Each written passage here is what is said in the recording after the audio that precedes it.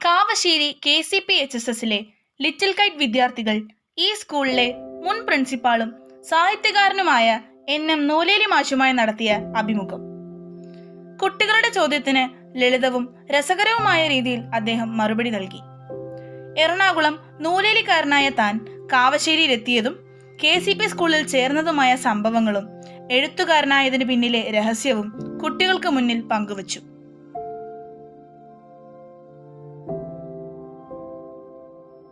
ിടയിലും എഴുത്ത് എന്ന കല തിരഞ്ഞെടുക്കാനുള്ള സാറിന്റെ പ്രചോദനം ഉണ്ട്. കുഴപ്പിക്കുന്ന ചോദ്യം അല്ലേ? ഉത്തരം പറയണമെങ്കിൽ ഞാൻ എൻ്റെ കുട്ടിക്കാലം വരെ പോയിട്ട് വരും. ഞാൻ ജനിച്ചതും വളർന്നതും ഇവിടെ നിന്നൊരു 150 കിലോമീറ്റർ അകലെയുള്ള ഒരു സ്ഥലത്താണ്. എറണാകുളം ജില്ലയിൽ നൂലേലി എന്ന് പറയുന്ന ഒരു ചെറിയ ഗ്രാമപ്രദേശം, കാവശ്ശേരി പോലെ ഒരു ഗ്രാമപ്രദേശത്താണ് ജനിച്ചത് വളർന്നതൊക്കെ. കുട്ടിക്കാലത്ത് അമ്പലത്തിലെ ജോലി കുടുംബ പാരമ്പര്യമായിട്ട് ഉണ്ടായിരുന്നു. അച്ഛനും ഞാനും അമ്മയും മാത്രമേ അധികവും വീട്ടിലുണ്ടാവാറുള്ളൂ. 2 സഹോദരന്മാരുടെ ഒരാളിപ്പോൾ മരിച്ചുപോയി, നടുവിലുള്ള സഹോദരൻ. മൂത്ത സഹോദരൻ ഗുരുവായൂരുണ്ട്. അപ്പോൾ അവിടെ അങ്ങനെ ഈ നൂലേലിൽ താമസിച്ചുകൊണ്ടിരിക്കുന്ന സമയത്താണ് കുട്ടിക്കാലം. നമ്മൾ പലപ്പോഴും ഈ കുട്ടിക്കാലത്താണ് ശീലങ്ങൾ ഉണ്ടാക്കുക. കുറേ പ്രായം ചെന്നിട്ട് ശീലം ഉണ്ടാക്കാൻ എളുപ്പമല്ല. ഇപ്പം കിട്ടുന്ന ശീലം ഉണ്ടല്ലോ, അത് ശരിക്കും കിട്ടും. ഈ ഈർക്കിലി കണ്ടിട്ടില്ലേ? ഈ തെങ്ങിൻ്റെ കടക്കലിയുടെ നെൽക്കുരിക്കുന്നല്ലോ ഈർക്കിലി. ഈ ഈർക്കിലി നമുക്ക് ഒരു ഈർക്കിലി എടുത്തു കഴിഞ്ഞാൽ എങ്ങനെ വേണമെങ്കിലും അതിന് വളയ്ക്കാം അല്ലേ? ഈ കുട്ടിക്കാലം അങ്ങനെയുള്ള പച്ച ഈർക്കിലിയുടെ അവസ്ഥയാണ്. ഈർക്കിലി നന്നായിട്ട് ഉണങ്ങി നോക്കൂ. ഒരു ഉണങ്ങിയ ഈർക്കിലി എടുത്തിട്ട് വളച്ചു നോക്കൂ, ഇതുണ്ടാവും, പൊട്ടിപ്പോവും അല്ലേ? നമുക്ക് ഇഷ്ടംപോലെ വളയ്ക്കാൻ പറ്റുമോ? ഇല്ല. ഇത് പ്രായമായവരുടെ അവസ്ഥയാണ്.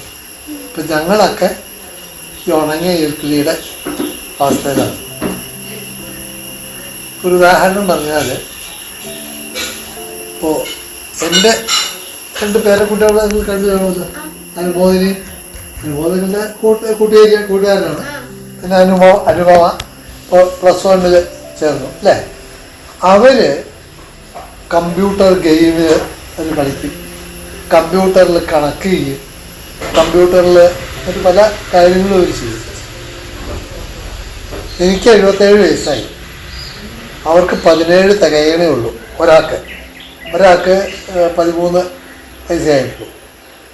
എനിക്ക് ചെയ്യാൻ പറ്റാത്ത ഒരുപാട് കാര്യങ്ങൾ ആ ഒരു അഡോളസെൻ്റ് ഏജ് എന്ന് പറയുന്ന ഘട്ടമാണ് അവരുടെ. അതിൽ നിങ്ങളുടെ അഡോളസെൻ്റ് ഏജ് എന്ന് പറഞ്ഞു കഴിഞ്ഞാൽ ടീനേജസ് എന്ന് വേറൊരു രീതി പറയും. ഈ ടീനേജസ് ഈ കാലഘട്ടത്തിൽ പറയാൻ കാരണം എന്താ അറിയില്ല. ടീനേജസ് മിക്കവാറും 13 വയസ്സ് തൊട്ട് 19 വയസ്സ് വരെയുള്ള കാലഘട്ടത്തിനാണ് ടീനേജ് എന്ന് പറയുന്നത്. എന്താ ആ കാലഘട്ടത്തിന് ടീനേജ് എന്ന് പറയണതെന്ന് പറയാൻ പറ്റുമോ? അറിയോ?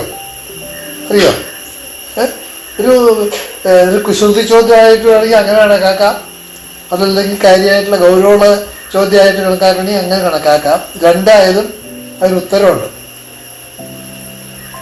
അറിയോ? ആർക്കെങ്കിലും ഊഹിക്കാൻ പറ്റുമോ? ഗസ് ചെയ്യാൻ പറ്റുമോ? 13 വയസ്സ് തൊട്ട് 19 വയസ്സ് വരെയുള്ള കാലഘട്ടം ടീൻ ഏജ് എന്ന് പറയാനുള്ള കാരണം ഗസ് ചെയ്യോ? ശരിയാണ്. നല്ല ഉത്തരവാണ്. 13 13 അല്ലേ? 19 19. അപ്പോൾ 13 to 19 ഇതിലെല്ലാം അവസാനിക്കുന്നത് ടീൻ എന്ന ആ വാക്കിലാണ് അല്ലേ?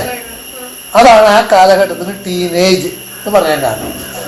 എന്നാൽ ആ ടീനേജിൽ അവർ ചെയ്യുന്ന കാര്യങ്ങൾ അല്ലെങ്കിൽ നിങ്ങൾ ചെയ്യുന്ന കാര്യങ്ങൾ ഇതെല്ലാം കഴിഞ്ഞു പോയാൽ എനിക്ക് ചെയ്യാൻ പറ്റില്ല. എന്താ കാരണം എന്ന് വെച്ചാൽ ഞാൻ ഏതാണ്ട് ഉണങ്ങിയ ഈർക്കിലിയുടെ അവസ്ഥയാണ്, വളച്ച ഓടിയണ അവസ്ഥ.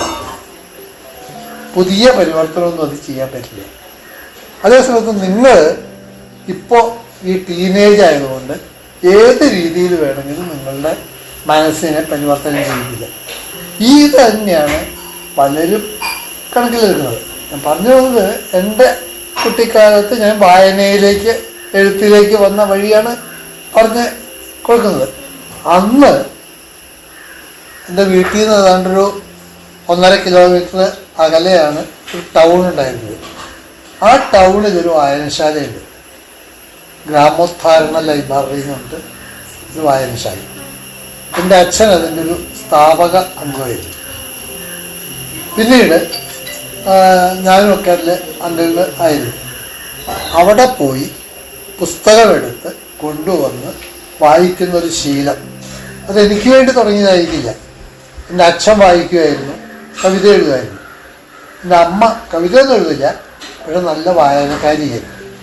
അപ്പോൾ ഈ അച്ഛനും അമ്മയ്ക്കും വായിക്കാൻ വേണ്ടി ഞാൻ ഈ വായനശാലയിൽ പോയിട്ട് നോവലും കഥയും മറ്റ് തരത്തിലുള്ള പുസ്തകങ്ങളുമൊക്കെ എടുത്ത് കൊണ്ടുവന്ന്, അപ്പം അങ്ങനെ വീട്ടിൽ ഈ ലൈബ്രറിയിലെ പുസ്തകങ്ങൾ എപ്പോഴും അവിടെ ഉണ്ടായിരുന്നു. നമ്മൾ എപ്പോഴും ഒരു വസ്തു കണ്ടു കഴിഞ്ഞാൽ നമ്മൾ പലരും അത്യാവശ്യം ചെയ്യാൻ അവഗണിക്കും, പക്ഷെ ചിലരെങ്കിലും അതെടുത്ത് വായിച്ച് നോക്കാൻ ശ്രമിക്കും, അല്ലെങ്കിൽ അതെടുത്ത് ഉപയോഗിക്കാൻ ശ്രമിക്കും. ഇപ്പോൾ ഒരു സൈക്കിളാണ്, കുറേ ദിവസം കാണുമ്പോൾ കുട്ടികൾക്ക് തോന്നും ഇതൊന്ന് ചവിട്ടിയാൽ എന്താ അല്ലേ? അപ്പോൾ ആ ഒരു തോന്നൽ ഉണ്ടാവും. പുസ്തകം കാണുമ്പോഴും ഈ തോന്നൽ ഉണ്ടാവും, ഒന്ന് വായിച്ചു നോക്കിയാൽ എന്താ. അങ്ങനെ വായിച്ചു നോക്കിയാൽ എന്താന്നുള്ള തോന്നൽ ആദ്യം ഉണ്ടെങ്കിൽ നിങ്ങൾ നല്ല വായനക്കാരാവും. അതുണ്ടാവണം. അതിന് സാഹചര്യങ്ങൾ, പുസ്തകങ്ങൾ കാണാനും അതെടുത്ത് മണക്കാനും. പുസ്തകത്തിന് നല്ല മണമുണ്ട്, നല്ല റോസാപ്പൂവിൻ്റെ മണം പോലെ മാദകമായിട്ടുള്ളൊരു മണമൊക്കെ ഉണ്ട് പുസ്തകത്തിന്, അറിയോ? ആ പുസ്തകത്തിൻ്റെ മണം ആസ്വദിക്കാൻ കിട്ടണം. തൊടുക, മണക്കുക, തുറന്നു നോക്കുക, വായിച്ചു നോക്കുക. വായിക്കുമ്പോൾ ചിലപ്പോൾ നല്ല രസം തോന്നും, തുടർന്ന് വായിക്കും. അതിനാണ് ക്യൂരിയോസിറ്റി. ഇനി എന്താണ്, ഇനി എന്താണ്. അപ്പോൾ അതിനകത്തൊക്കെ ഈ സാഹസിക കഥകളൊക്കെ ആയിരിക്കും കൂടുതൽ ക്യൂരിയോസിറ്റി ഉണ്ടാക്കാൻ പോകുന്നത്. അങ്ങനെ ഡിറ്റക്റ്റീവ് രാമപ്രസാദ് ആ കൂരിരുട്ടിൽ നോക്കിയപ്പോൾ ഒരു പ്രകാശം അതിൻ്റെ അടിയിൽ തുടരും. ഇപ്പോൾ ഇവിടുന്നാണ് ആ പ്രകാശം കണ്ടതെന്ന് പറയുമെങ്കിൽ ഒരാഴ്ച കാത്തിരുന്ന് അടുത്ത ആഴ്ച ആശുപത്രിയിൽ പോയിട്ടാണ് അല്ലേ? അപ്പം അങ്ങനെ ഒരു ക്യൂരിയോസിറ്റി നല്ലത് കിട്ടിയാൽ നമുക്ക് വായിക്കാൻ പറ്റും. അപ്പോൾ വീട്ടിൽ ഇങ്ങനെ പുസ്തകമുള്ളതുകൊണ്ട് വായിക്കാൻ തുടങ്ങി. ഇത് വായിക്കാൻ തുടങ്ങിയത് പിന്നീട് സാന്ദർഭികമായിട്ട് പഠിച്ചു വളർന്നപ്പോൾ മലയാള ഭാഷ പഠിക്കാൻ തോന്നി, അതിന് ട്രെയിനിങ് എടുക്കാൻ തോന്നി. അങ്ങനെ ജോലി കിട്ടി. ഇവിടെ കിലോമീറ്ററുകൾക്ക് ഇപ്പുറത്ത് കാവശ്ശേരിയിൽ വന്ന് സെറ്റിൽ ചെയ്തു. അതിനിടയ്ക്ക് പഠിപ്പിച്ച അധ്യാപകർ നല്ലൊരു പ്രേരണയാണ്. അപ്പോൾ അച്ഛനാണ് ആദ്യത്തെ പ്രേരണ, അച്ഛനും അമ്മയും. അച്ഛൻ പ്രത്യേകിച്ച്, കാരണം അച്ഛൻ കവിത എഴുതും, ഭഗവത്ഗീത മലയാളത്തിലേക്ക് വിവർത്തനം ചെയ്തിട്ടുണ്ട് അച്ഛൻ. അപ്പോൾ ആ അച്ഛൻ്റെ ഒരു പ്രേരണയായിരിക്കാം എഴുതാൻ എനിക്ക് ആദ്യം ഒരു തോന്നലുണ്ടായിരുന്നു. അത് വെച്ചുകൊണ്ട് വലിയ എഴുത്തുകാരനൊന്നും അല്ലാതെ, അതായത് ഇപ്പോൾ MT വാസുദേവൻ നായർ, T പത്മനാഭൻ, മുതിർന്നവരെ ഉണ്ടല്ലേ, അവരുടെ അടുത്തില്ല, അങ്ങനെ ദൂരെ പറയാനേ പറ്റുള്ളൂ. കാരണം അവരതിനു വേണ്ടി അവരുടെ ജീവിതം അതിനുവേണ്ടി ഡെഡിക്കേറ്റ് ചെയ്തവരാണ്. അവരാരും അധ്യാപകരായിട്ടില്ല, അതല്ലെങ്കിൽ ഫാക്ടറി ഉദ്യോഗസ്ഥർ. T പത്മനാഭൻ ഫാക്ടറി ഉദ്യോഗസ്ഥരായിട്ടുണ്ട്, ആലുവ FSCTയിലോ TCCയിലോ ഒക്കെ ജോലി ചെയ്തിട്ടുള്ള ആളാണ്. പക്ഷെ MT അങ്ങനെയൊന്നും ആയിട്ടില്ല. ട്യൂട്ടോറിയലുകളെ പഠിപ്പിച്ചിട്ടുണ്ട് അധ്യാപകം എന്നുള്ള കാര്യം. അപ്പം എന്തായാലും അവരുടെ ജീവിതം ഈ എഴുത്തിനു വേണ്ടി ഡെഡിക്കേറ്റ് ചെയ്തു. ആ ഡെഡിക്കേഷനാണ് അതിലേക്ക് കൂടുതൽ താല്പര്യം ഉണ്ടാക്കുക. അപ്പം ഞാൻ മലയാള ഭാഷയ്ക്ക് വേണ്ടി എൻ്റെ ജീവിതം ഡെഡിക്കേറ്റ് ചെയ്തു എന്ന് പറയുകയാണെങ്കിൽ അത് കൂടുതൽ പഠിക്കാനുള്ള തോന്നലേക്ക് ഉണ്ടായി എന്നർത്ഥം. ഞാൻ അധ്യാപകനാണ്. പഠിപ്പിക്കുന്നത് കുട്ടികൾക്ക് മനസ്സിലാവണം, അതിനുവേണ്ടി പഠിപ്പിക്കണം. ഒരിക്കലും ഞാൻ അധികവും ടെക്സ്റ്റ് നോക്കി പഠിപ്പിച്ച് അവസാനിപ്പിക്കാറില്ല. പല അധ്യാപകരെ കുറ്റം പറയാല്ല കേട്ടോ. ടെക്സ്റ്റ് നോക്കി പഠിപ്പിച്ച് അവിടെ അവസാനിപ്പിക്കും. ടെക്സ്റ്റ് ബുക്കിലെ ആദ്യത്തെ വരി തുടങ്ങിയിട്ട് അത് തീർന്ന് ശുഭം ഒരു വരയിടുന്നത് തീർന്നു. അപ്പം എന്തായാലും ഞാൻ ക്ലാസ് രസകരമാക്കാൻ, ആ രസകരമാകുമെന്നറിയോ കുട്ടികൾക്ക് അതിലേക്കൊരു താല്പര്യം വരും. അതുപോലെ കുട്ടികളെ ഞാൻ ശിക്ഷിക്കാറില്ല, വളരെ അപൂർവം. ഇപ്പോഴും ഭാഷക്ക് ദേഷ്യമുണ്ടോ എന്ന് ചോദിച്ചതാരാ? പക്ഷെ എനിക്ക് ഓർമ്മയില്ല ഞാൻ ദേഷ്യപ്പെട്ടതായിട്ട്. അത്യപൂർവമായിട്ട് എങ്ങാനും തീരെ നിവൃത്തിയില്ലാത്ത ഘട്ടത്തിൽ ദേഷ്യപ്പെട്ടിട്ടുണ്ടാവാം, അത്രേ ഉള്ളൂ. ഒരു 32 കൊല്ലത്തെ അധ്യാപക ജീവിതത്തിനുള്ളിൽ 2 or 3 പ്രാവശ്യം ഞാൻ വടിയെടുത്തിട്ടുള്ളൂ. വേണ്ടി വന്നാൽ ഒരു നുള്ളും ചെവി പിടിച്ചെന്ന് തിരുമ്പും. അത് കവിഞ്ഞ്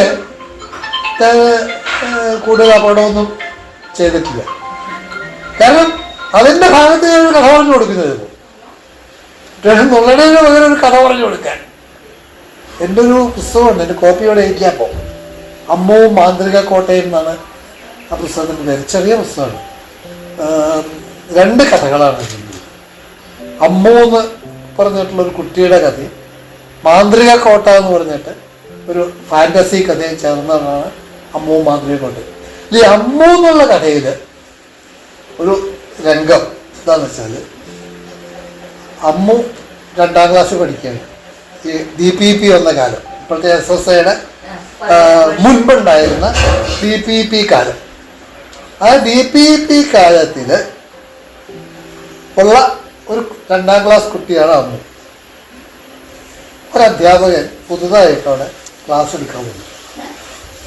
ആ അധ്യാപകൻ ആദ്യം ചെയ്തൊരു കാര്യം മേശപ്പുറത്ത് കിടന്ന വടിയെടുത്ത് ഒടിച്ച് കളയുകയാണ് ചെയ്തത്. പക്ഷെ അങ്ങനെയല്ല,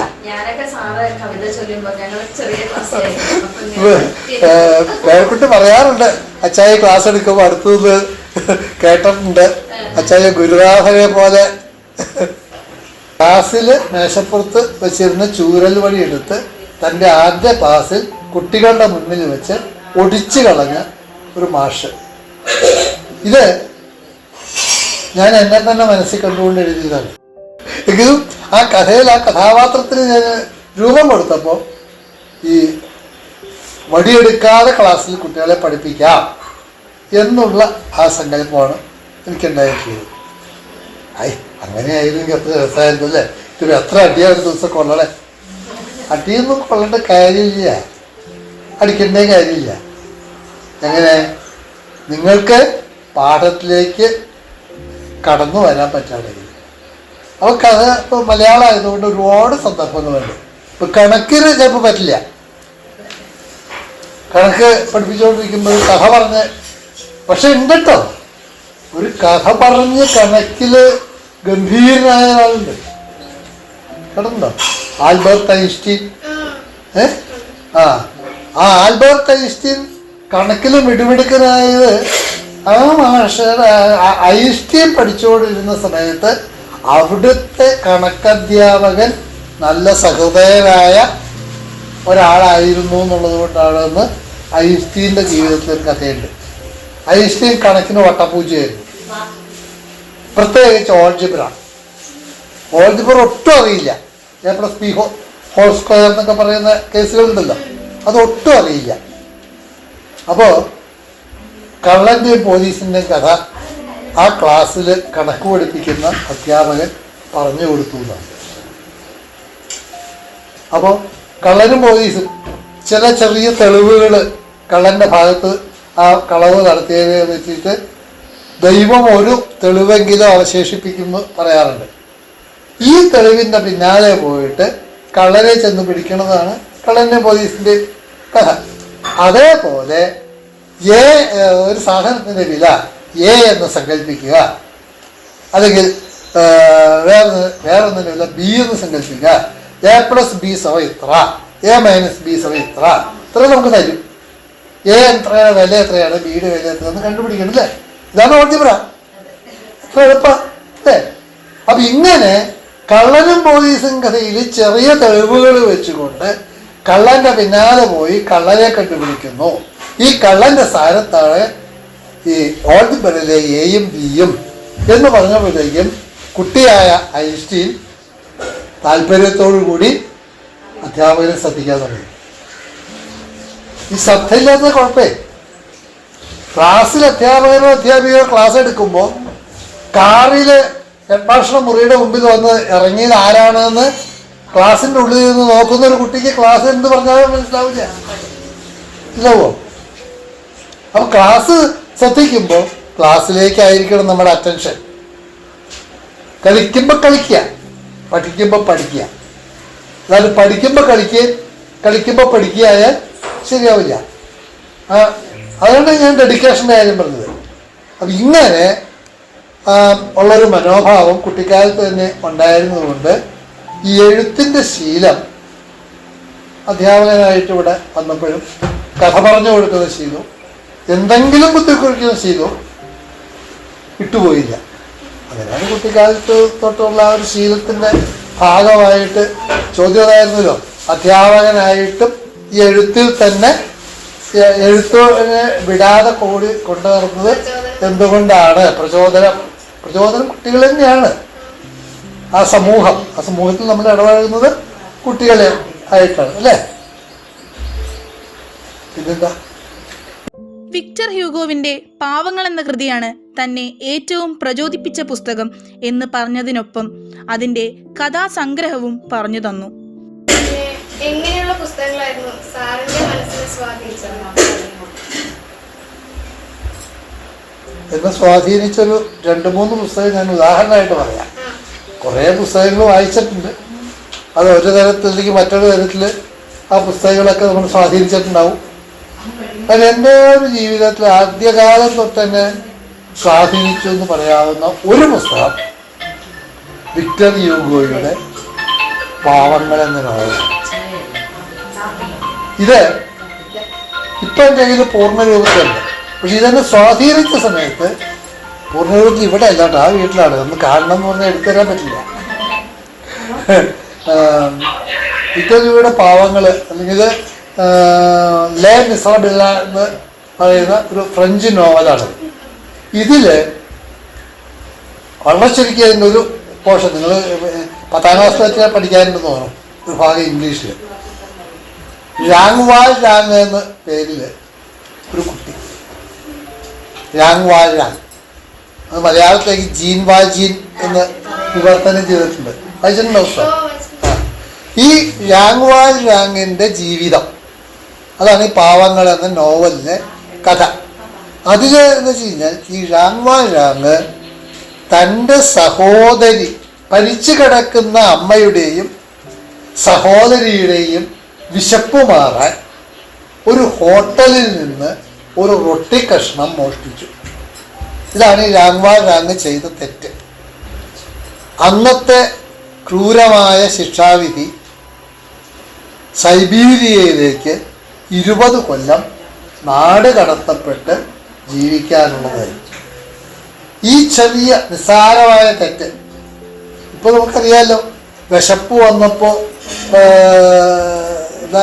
നാഴി അരിയോ മറ്റോ കവർന്ന ആളുകളിൽ അങ്ങനെ തല്ലിക്കൊന്ന കഥ നമ്മൾ ഇടയ്ക്ക് പത്രത്തിൽ കാണാറുണ്ടല്ലോ. മധുവിൻ്റെ കഥ ഇല്ല, മധുവല്ലേ? ഒരു കണക്കിന് നോക്കിക്കഴിഞ്ഞാൽ ഒരു തെറ്റല്ല അത്. അങ്ങനെ നിസ്സാരമായ ഒരു തെറ്റിന് അതിക്രൂരമായ ശിക്ഷ വിധിക്കുന്ന ഒരു സമൂഹം. ആ സമൂഹത്തിൽ ഈ മണൽക്കാട്ടിൽ വലിയ പ്രയാസം സഹിച്ച് 20 കൊല്ലക്കാലം ഈ രാങ് ജീവിച്ചു. അത് കഴിഞ്ഞ് രാങ് തിരിച്ച് ഈ പാരീസിലേക്ക് വന്നു. ഫ്രഞ്ച് നോവലാണ്. പാരീസിലേക്ക് വന്ന സമയത്ത് ഈ ന്യായാധിപന്മാർ ഒരു ബോർഡ് നെഞ്ചിൽ പതിപ്പിച്ചാൽ കിട്ടും. കുറ്റവാളികളുടെയൊക്കെ നെഞ്ചത്ത് ഒരു ലോഹത്തകിടിൽ ഇയാൾ എന്ത് തെറ്റാണ് ചെയ്തത് അത് എന്തായിരുന്നു ശിക്ഷ, ആ ശിക്ഷാ കാലാവധി കഴിഞ്ഞോ കഴിഞ്ഞില്ല എന്നുള്ള കാര്യങ്ങൾ എഴുതിയ ഒരു ലോഹത്തകിട് ഈ കുറ്റവാളിയുടെ മാറത്ത് പതിപ്പിച്ചിട്ടുണ്ടാവും. ഈ രാഘവാൻ രാഗിൻ്റെയും മാറത്ത് ആ ലോഹത്തകിടുണ്ട്. ചെയ്ത കുറ്റം മോഷണം. അല്ലാണ്ട് ഈ റൊട്ടി കഷം മോഷ്ടിച്ചു വിഷം അതൊന്നുമില്ല. തെറ്റ് ചെറുതായും വലുതായാലും തെറ്റ് തന്നെയാണെന്നാണ്. തെറ്റ് മോഷണം. ശിക്ഷ 20 കൊല്ലം ഈ സൈബീരിയയിലുള്ള ആ ജീവിതം. കുറ്റവാളി ശിക്ഷ കഴിഞ്ഞ് പുറത്തു വന്നു. അപ്പം ഇനി ഒരിക്കലും തനിക്ക് തെറ്റ് ചെയ്യാൻ പറ്റില്ല, ഞാൻ തെറ്റ് ചെയ്യില്ല എന്ന് ദൃഢപ്രതിജ്ഞ എടുത്തിട്ടാണ് അയാൾ അവിടെ നിങ്ങൾ വരണത്. ഈ കുറ്റവാളിയായിരിക്കുന്ന സമയത്ത് ചെയ്ത പണിക്കൊക്കെ നിസ്സാരമായ കൂലിയൊക്കെ കൊടുക്കുന്നുണ്ട്. ആ കൂലിക്ക് കാശൊക്കെ ഇയാളുടെ കയ്യിലുണ്ട്. കുറച്ച് ദിവസം കൊണ്ട് ആ കാശൊക്കെ തീർന്നു. പിന്നെ ജീവിക്കാൻ വഴിയില്ല. ഇയാൾ പല വീടുകളിലും പല ഓഫീസുകളിലും സ്ഥാപനങ്ങളിലൊക്കെ ജോലി അന്വേഷിച്ചിരുന്നു. ആരും ജോലി കൊടുത്തില്ല. ഒരു വീട്ടമ്മ തിളച്ച വെള്ളം എടുത്ത് അകത്തേക്ക് ഒഴിക്കുക ചെയ്തു. എനിക്ക് അല്പം വെള്ളം തന്നെ കുടിക്കാൻ വേണ്ടി നോക്കി, ശരി അവിടെ നിൽക്കുമെന്ന് പറഞ്ഞ് ഈ സ്ത്രീ അകത്തേക്ക് പോയി. പോണതിന് മുമ്പ് ഈ ലോഹത്തകിടിൽ എഴുതിയേക്കണ വായിച്ചു. ഓ കള്ളനാണല്ലേ, എന്നാ ഞാൻ പഠിപ്പിക്കേണ്ടതെന്ന് പറഞ്ഞിട്ട് തിളച്ച വെള്ളം എടുത്തുകൊണ്ട് എന്നിട്ട് മുഖത്തേക്ക് ഒഴിക്കുക ചെയ്തു. ഇങ്ങനെ ക്രൂരമായ പ്രയാസങ്ങളൊക്കെ സഹിച്ച് സന്ധ്യാസമയത്ത് ഇയാൾ ഇനി എന്താ ചെയ്യണ്ടേ? വീണ്ടും മോഷ്ടിക്കാനോ കുറ്റം ചെയ്യാനോ തയ്യാറില്ല. ജീവിക്കണമല്ലോ. പക്ഷെ എങ്ങനെ? സാഹചര്യമാണ് ഒരാളെ നല്ലവനാക്കുന്നത് കുറ്റവാളിയാക്കുന്നതും അല്ലേ? അപ്പോൾ എന്ത് ചെയ്യണമെന്നങ്ങനെ അമ്പലന്ന് നിൽക്കുന്ന സമയത്താണ് അടുത്തുള്ള പള്ളിയിൽ നിന്ന് മണിയടിക്കുന്നത്. മാം മാം മാം. ഇവൻ ആ പള്ളിയിലേക്ക് കയറിച്ചു. അപ്പോൾ പള്ളിയിലെ ഫാദർ മകനെ വരൂ എന്ന് പറഞ്ഞ് സ്വീകരിച്ചു. അതുവരെ ആരും ആ ഒരു സ്നേഹത്തിൻ്റെ വാക്ക് ഇവരോട് പറഞ്ഞിട്ടില്ല. അവരെ സുഖമായിട്ട് ആഹാരമൊക്കെ കഴിച്ച് മകനെ വിശ്രമിക്കൂ, നിനക്ക് നല്ല ക്ഷീണമുണ്ട്, നാളെ രാവിലെ പോയാൽ മതി എന്ന് പറഞ്ഞ് അവിടെ കിടക്കൊക്കെ വിരിച്ചു കൊടുത്ത് കിടത്തി. ഇവൻ്റെ മനസ്സിലൊരു പരിവർത്തനത്തിൻ്റെ ശംഖുലി അങ്ങനെ മുഴക്കാണ്. ഒരു പരിവർത്തനം. ഇതാ ഇതുവരെ ജീവിതത്തിൽ സ്നേഹം എന്താണെന്ന് അവൻ അറിഞ്ഞിട്ടില്ല. ഒരാശ്വാസ വാക്ക് അവൻ കേട്ടിട്ടില്ല. ഇവിടെ ആദ്യമായിട്ട് ഒരു ഫാദർ തന്നെ ശരീരത്തോട് ചേർത്ത് അണയ്ക്കുന്നു, വേണ്ട ആഹാരം തരുന്നു, പായ വിരിച്ച് കിടക്കാൻ അനുവദിക്കുന്നു. ഇയാൾ അവിടെ ഉരുണ്ടും തിരണ്ടും കിടന്നു. പാതിരാത്രിയായി. അപ്പോഴും ഇവൻ്റെ മനസ്സിൽ ഈ നന്മയും തിന്മയും തമ്മിലുള്ള പോരാട്ടം നടക്കുക. എന്താ നന്മയും തിന്മയും? നാളെ രാവിലെ ഞാൻ എന്തു ചെയ്യും? ഇപ്പോൾ ഈ രാത്രി ഫാദർ എന്നെ ഇവിടെ വിശ്രമിക്കാൻ അനുവദിച്ചു. ഫാദർ ഒരു പക്ഷേ എൻ്റെ ഈ നെഞ്ചത്തെ ആ ലോഹത്തിൽ എഴുതിയത് കണ്ടിട്ടുണ്ടാവില്ല. അത് കണ്ട ഒരാളും എന്നെ അംഗീകരിച്ചിട്ടില്ല. ഞാനൊരു മോഷ്ടാവാണ്, കക്കാൻ നടക്കണവനാണ് എന്ന് എല്ലാവരും കരുതിയിട്ടുള്ളൂ. ഒരു വീട്ടമ്മ എൻ്റെ നെഞ്ചത്തേക്ക് ചൂടുവെള്ളം ഒഴിക്കുകയും ചെയ്തു. എന്നിട്ടും അത് സഹിച്ചാൽ ഞാൻ നടക്കുന്നത്. നാളെ ഞാൻ എന്ത് ചെയ്യും? ഈ നാളെ ഞാൻ എന്ത് ചെയ്യും എന്നുള്ള ആ ഒരു ചിന്ത മനസ്സിൽ വന്നപ്പോൾ ആ പരിസരത്തെ പറ്റി അവൻ ഓർമ്മ. ഇപ്പം താൻ കിടക്കണ പരിസരം, ഈ പള്ളിയിൽ ആഹാരം കഴിക്കാനായിട്ടുള്ള ആ ഡൈനിങ് ഹാളുണ്ടല്ലോ, ആ ഡൈനിങ് ഹാളിൽ 4 മെഴുകുതിരിക്കാലുകൾ വെള്ളി കൊണ്ടുണ്ടാക്കിയത് വെച്ചേക്കണമുണ്ട്. കണ്ടിട്ടില്ല? ആ മെഴുകുതിരിക്കാലുകളിൽ മെഴുകുതിരി കത്തിച്ചു വെച്ചിട്ടാണ്, ആ പ്രകാശത്തിലാണ് അവർ ആഹാരമൊക്കെ കഴിച്ചത്. ഇന്നത്തെ പോലെ ലൈറ്റൊന്നുമില്ല.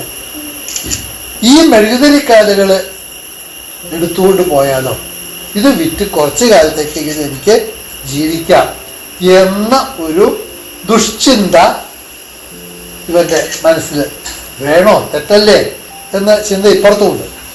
അവസാനം ആ ദുഷ്ചിന്ത തന്നെ ജയിച്ചു. അവൻ ആ രാത്രിയിൽ ഫാദറും അവിടുത്തെ വേലക്കാരിയും ഒക്കെ ഉറക്കം തെളിയുന്നതിന് മുൻപ് ആ മെഴുകുതിരിക്കാലെടുത്ത് സ്ഥലം വിട്ടു. ആ വെള്ളിക്കാല് നേരം വെളുത്തൊരു 8-9 മണിയായി. പോലീസുകാർ ഇവരെ പിടിച്ചുകൊണ്ട് ഈ ഫാദറിൻ്റെ അടുത്തേക്ക് തന്നെ വരികയാണ്. എന്നിട്ട് പറഞ്ഞു, ഇതാ ഈ കള്ളൻ കണ്ടില്ലേ ഇവൻ്റെ നെഞ്ചത്ത്? ഈ കള്ളൻ ഈ അങ്ങയുടെ മെഴുകുതിരിക്കാതുകൾ രാത്രി മോഷ്ടിച്ചു കൊണ്ടുപോയി. അപ്പോൾ ഫാദർ നോക്കി, ഇവരെ നോക്കിയപ്പോൾ ഈ ഫാദറിന് മനസ്സിലായി ഇത് ശരിയാണ് എന്ന് പറഞ്ഞാൽ പോലീസുകാർ ഇവരെ കൊണ്ട് പോകും. പിന്നെ 20 കൊല്ലമൊന്നും ആയിരിക്കില്ല, ഒരു പക്ഷേ വധശിക്ഷയ്ക്ക് തന്നെ കോടതി വിധിക്കില്ല എന്ന് പറയാൻ പറ്റില്ല. ഇവന്റെ ജീവിതം അതോടെ തീർന്നു അല്ലേ? താൻ ഇവിടെ ഒരു വാക്ക് ഇവൻ അനുകൂലമായി പറഞ്ഞാൽ ഒരു പക്ഷേ നാളെ ഇവൻ നന്നായി എന്ന് വരാം. ഈ ചിന്ത വന്ന ഫാദർ പറഞ്ഞു, അതിന് ഇവനെ എന്തിനാണ് നിങ്ങൾ വെറുതെ പിടിച്ചുകൊണ്ടുവന്നത്? ഇന്ന് രാവിലെ ഇവൻ പോയപ്പോൾ ഞാൻ ഇത് എടുത്തോളൂ എന്ന് പറഞ്ഞു ഇവൻ ദാനം ചെയ്തതല്ലേ. അടുത്ത ഷോക്കായി ഈ നാഗ്വാൻ. കഥ ഇത്രേ പറയുള്ളൂ. കഥ ഇവിടെ തീരുന്നില്ല. കഥയുടെ ഒരു മർമ്മസ്പർശിയായ ഒരു ഭാഗമേ ഞാൻ പറയുള്ളൂ. ആ നാഗ്വാൻ മിണ്ടാതെ ഇറങ്ങിപ്പോയി.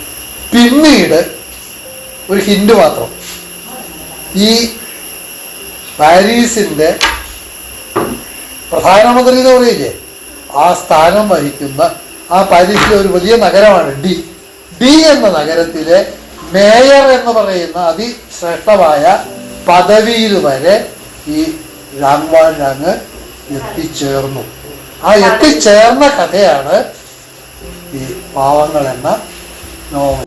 ബെന്യാമിന്റെ ആടുജീവിതത്തെക്കുറിച്ചും പരാമർശിച്ചു. നജീബിന്റെ ജീവിതം ഹൃദയസ്പർശിയായി അവതരിപ്പിച്ച ഭാഗങ്ങൾ എടുത്തു പറഞ്ഞു. പിന്നെ ഏറ്റവും ഒടുവിൽ അത്തരത്തിലൊരു പ്രചോദനം എനിക്ക് തന്നത് ആടുജീവിതം. ബെന്യാമിൻ എഴുതിയ ആടുജീവിതം എന്ന നോവലാണ് ഏറ്റവും ഒടുവിൽ ഇത്തരത്തിലുള്ളൊരു പ്രചോദനം എനിക്ക് തന്നിട്ടുള്ളത്. അതിന് തുടക്കം തന്നെ ഒരു പോലീസ് സ്റ്റേഷനിൽ നജീബ് കാത്തു നിൽക്കുകയാണ്. കാത്തു നിന്നപ്പോൾ പോലീസ് സ്റ്റേഷനിൽ പല കുറ്റവാളികളുടെ കാര്യങ്ങൾ, അതിന് പല കാര്യങ്ങളൊക്കെ ആയിരുന്നത് കാരണം കുറേ കാത്തു നിന്ന് അവസാനം ഈ SI പുറത്തു ഇയാളെ വിളിച്ച് എന്തിനാ കാത്തു നിൽക്കണേന്ന് ചോദിക്കുകയാണ് നജീബിനോട്. അപ്പോൾ മറ്റ് പലരും പറയാത്ത, നമ്മളൊട്ടും പ്രതീക്ഷിക്കാത്ത ഒരു ഉത്തരവാണ് നജീബ് പറഞ്ഞത്. എന്നെ ഒന്ന് അറസ്റ്റ് ചെയ്ത് ജയിലിലാക്കുക. സിനിമയിൽ അറിഞ്ഞൂടാട്ടോ ഇല്ല. അപ്പൊ ഇതാണ് നോവലില് വളരെ പ്രധാനപ്പെട്ട ഒരു രംഗം. നജീബ് പോലീസ് സ്റ്റേഷനിൽ ചെന്ന് എന്നെ അറസ്റ്റ് ചെയ്യുക, എന്നെ വിടണേന്നാണ് എല്ലാവരും പറയുക, പോലീസിന്റെ കയ്യിൽ നിന്ന് എന്നെ രക്ഷിക്കണേന്നാണ് എല്ലാവരും പറയുക. ഇവിടെ എന്നെ കാരണം പുറത്തതിനേക്കാൾ വലിയ ജയിലാണ് നജീബിനെ സംബന്ധിച്ചിടത്തോളം. കുറെ സുരക്ഷിതത്വം കിട്ടും ഈ പോലീസ് സ്റ്റേഷനിലോ ജയിലിലോ ആണെങ്കിൽ. മറ്റേ ആ സുരക്ഷിതത്വം പോലും ഇല്ല. ഇനി കഥയിലേക്ക് വന്നാൽ, ഇയാള് ഈ നാട്ടിലുള്ള മലപ്പുറം ജില്ലയിലുള്ള ഒരു സാധാരണ വീട്ടിലെ ഒരു സാധാരണ മനുഷ്യനായിരുന്നു. ഗർഭിണിയായ ഭാര്യയുണ്ട്, അത്യാവശ്യം വീട്ടിൽ അച്ഛനും അമ്മയും ആരൊക്കെയുണ്ട്. ജീവിക്കാൻ വേണ്ടി ഗൾഫിൽ പോവുകയാണ്. അപ്പോൾ ഗൾഫിൽ ഒരാൾ ജോലി കൊടുക്കാമെന്ന് ഏറ്റ് യാത്രാരേഖകളൊക്കെ കൊണ്ടുപോയിട്ടുണ്ട്. ഇനി അവിടെ ചെന്ന് വിമാനം ഇറങ്ങുമ്പോൾ വീടും. അപ്പോൾ ഇയാൾ അവിടെ കാത്തു നിൽക്കും. അയാളുടെ കയ്യിലുണ്ട് പാസ്പോർട്ടും വിസയും മറ്റു കാര്യങ്ങളൊക്കെ. ഇയാൾ അവിടെ ചെന്ന് ഇറങ്ങിക്കഴിഞ്ഞ് നോക്കുമ്പോൾ ഇയാളെ അങ്ങോട്ട് വിളിച്ച ആളെ കാണാനില്ല. അയാളുടെ കയ്യിലാണ് യാത്രാരേഖകളൊക്കെ. അങ്ങനെ അപ്പോൾ ഗൾഫിലൊക്കെ ഈ കുറ്റകൃത്യങ്ങൾ കണ്ടുപിടിച്ച് ശിക്ഷിക്കുന്നത് ഇവിടത്തേക്കാളൊക്കെ വളരെ ക്രൂരമായിട്ടാണ്. ഇവിടെയൊക്കെ തന്നെ കുറേ ദയൊക്കെ ഉണ്ടാവും അല്ലേ? അവിടെ അത്രയൊന്നും ദയൊന്നുമില്ല. അവിടെ കൊല്ലാതൊന്നും കൊല്ലുന്നെ. അപ്പോൾ ഈ നജീബിനെ പോലീസുകാരൊക്കെ പിടിക്കുന്നതിന് മുമ്പ് അവിടുന്ന് രക്ഷപ്പെടാൻ എന്താ വഴി എന്ന് അന്വേഷിച്ച് നിൽക്കുമ്പോഴാണ് ഈ ആട്ടിൻകൂട്ടങ്ങളെ മേയ്ക്കുന്ന ഒരാളെ അവിടേക്ക് വരുന്നത്. അയാൾ ആരെയോ കാത്തു നിൽക്കുക, കാത്ത് എല്ലാ വിമാനങ്ങളും നോക്കി നിൽക്കുകയാണ്. അതിന് കൂട്ടത്തിൽ ഇവൻ ഇറങ്ങി വന്ന് അവിടെ അന്തം വിട്ട് നിൽക്കുന്നതും കാണുകയാണ്. അപ്പോൾ എടാ നീ ബാ, നിന്നെ വിളിച്ചത് ഞാനാണ് എന്ന് ഈ വന്നവൻ പറഞ്ഞപ്പോൾ അത് സത്യമാണെന്ന് നജീബ് വിചാരിച്ച് അയാളുടെ കൂടെ പോവാണ്. അയാളുടെ കൂടെ അവിടെ തുടങ്ങുകയാണ് ആടുജീവിതം. അയാൾക്കൊരു 10,000 ആടുകളുണ്ട് പറ്റങ്ങളായിട്ട്. നമ്മൾ ഈ ചെമ്മരിയാടിനെ നയിക്കുന്ന കണ്ടിട്ടില്ലേ, അതേപോലെ ഒരു പറ്റ ആടുകളുടെ ഉടമസ്ഥനാണ് ഇയാളെ വിളിച്ചുകൊണ്ട് പോയത്. അങ്ങനെയാണ് ആടുജീവിതം വരുന്നത്. അവിടെ ഇയാൾക്കാണെങ്കിൽ വിശപ്പും ദാഹവും സഹിക്കാണ്ട് നിൽക്കുകയാണ്. മരുഭൂമിയാണ്, അറേബ്യൻ നാടുകളിലെ മരുഭൂമിയാണ്, വെള്ളമൊന്നും കാര്യമായിട്ടില്ല. അപ്പോൾ ഒരു ദിക്കിൽ ആട്ടുമ്പറ്റത്തേക്ക് നിർത്തി കഴിഞ്ഞിട്ട് രാത്രി ഉറങ്ങാനായിട്ട് വിശ്രമിക്കാനായിട്ട് കിടക്കുകയാണ്. ഈ ആടുകളുടെ കൂടെ തന്നെ ഈ ഉറങ്ങലും വിശ്രമിക്കലും ഒക്കെ. അപ്പോൾ അടുത്തുള്ളൊരു ടാപ്പിൽ നിന്ന് കുറേശ്ശെ വെള്ളം ഒലിച്ചിറങ്ങുന്നത് ഇയാൾ കാണുന്നുണ്ട്. വളരെ കുറച്ചേ ഉള്ളൂ. നല്ല വേനൽക്കാലത്ത് ഇവിടുത്തെ ടാപ്പിൻ്റെ അവസ്ഥ തന്നെയാണ്. തുറന്നു കഴിഞ്ഞാൽ ഓരോ തുള്ളി ഇറ്റിറ്റ് വീഴുന്ന അവസ്ഥയുള്ളൂ. അതേപോലെ വന്ന് കണ്ടപ്പോൾ ഇയാൾ ചെന്ന് കൈകൊണ്ട് ഒരു കയ്യിൽ വെള്ളം പിടിച്ച് അതിനെ കഴിക്കുകയാണ്. ഈ വായിൽ കയറിയ വെള്ളം വയറ്റിലെത്തുന്നതിന് മുമ്പ് ചെകിട്ടടച്ച അടി കിട്ടുകയാണ് ജീവിതം. നോക്കുമ്പോൾ ആ അടിയുടെ ഞങ്ങൾക്ക് ആ നോവലിൽ നമ്മൾ പറഞ്ഞു പോകും. അത്ര കലാപരമായിട്ട് അവതരിപ്പിച്ചിട്ടുണ്ട്. നോക്കുമ്പോൾ ഇയാളെ കൂട്ടിക്കൊണ്ടുപോകുന്ന ഇയാളുണ്ട് നാട്ടിൻ്റെ ഉടമസ്ഥൻ, അയാളാണ് തന്നെ അടിച്ചത്. എന്നിട്ട് അയാൾ പറയുകയാണ്, നായേ, നിനക്കൊന്നും കുടിക്കാനല്ല ഈ ടാപ്പിലെ വെള്ളം, ഇതെൻ്റെ ആടുകൾക്ക് കുടിക്കാനാണ്. അത് വെച്ച് നോക്കൂ. അതോടൊപ്പം ഇവിടുന്ന് രക്ഷപ്പെടണം എന്നുള്ളൊരു ചിന്ത ഈ നജീബിന് വരികയാണ്. പക്ഷെ പലപ്പോഴും രക്ഷപ്പെടാൻ പറ്റണില്ല. അവസാനം ഇയാള് രക്ഷപ്പെടാൻ തന്നെ തീരുമാനിച്ച് അവിടെ നിന്ന് ഒരു അർദ്ധരാത്രിയിൽ ഈ ആട്ടുകൂട്ടങ്ങളുടെ ഇടയിൽ നിന്ന് ആ ഉടമസ്ഥരൊന്നും കാണാതെ രക്ഷപ്പെടുകയാണ്. മണൽക്കാട്ടിലൂടെ പോവുകയാണ്. അങ്ങനെ മണൽക്കാട്ടിലൂടെ പോകുമ്പോൾ ഒരെരപ്പ് ശബ്ദം കേൾക്കാം. ഇയാൾ വളരെ ശ്രദ്ധിച്ചു നോക്കുമ്പോൾ 5-6 അടി ഉയരമുള്ള മൂർഖൻ പാമ്പിനെ പോലുള്ള പാമ്പുകൾ എണ്ണവറ്റത് തല ഉയർത്തി ആ മരുഭൂമിയിലൂടെ ഇങ്ങനെ ഇരച്ചു വരികയാണ്. താനിവിടെ നിൽക്കുന്നുണ്ട്.